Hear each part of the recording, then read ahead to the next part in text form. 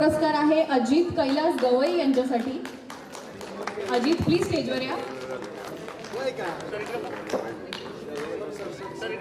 आणि सोबतच त्यांच्या मिसेसला सुद्धा मी बोलू इच्छिते, मोनिका अजित गवई, आदर्श महिला उद्योजक।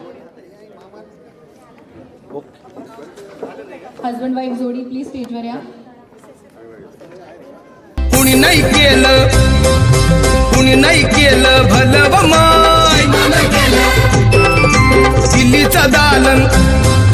दिल्लीचा दालन फुलव माय, कुणी नाही केलं भलं माय, मग दिल्लीचा दालन फुलव माय।